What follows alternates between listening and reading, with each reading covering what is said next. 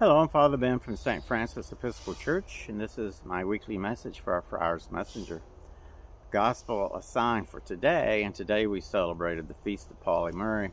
Pauli Murray was the first African-American woman ordained in the Episcopal Church, and we celebrated her today, and the Gospel assigned for that her feast day is from Mark chapter 12. Now, just a little information here.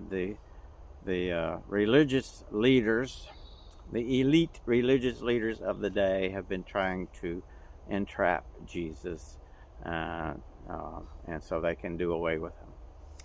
And so he tells this parable in this chapter, this verse coming up, these verses coming up, about the vineyard owner who builds a really nice vineyard, goes away, and then sends back his servants to collect the rent, collect the fruits of the vineyard, and they kill, beat of the people he sends, and finally he sends his son, and they kill him. So they think that they have it all neatly now tied up into their own hands. So this parable has been interpreted generally as God is the vineyard owner, and the son that's killed is Jesus. The servants that have come before and been beat up or killed were the prophets. And so it's actually sort of been interpreted as the Jews didn't get it right and the Christians are getting it right. But it's a parable.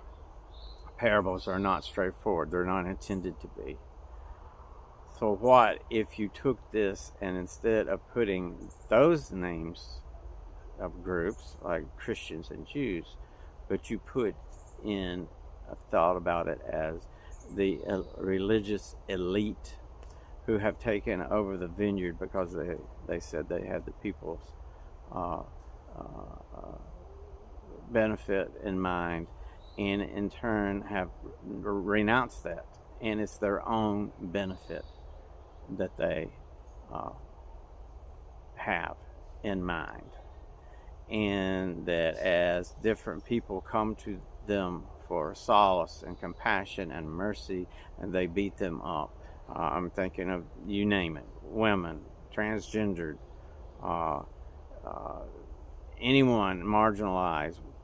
They have come and they are continuously beat up, thrown out, or killed even. And so, and then in the end, the vineyard owner, God, will take that away from them. And so if you put it into modern context, it gives you another facet. I'm not saying it's the only facet. I'm just saying another facet of how to hear this parable.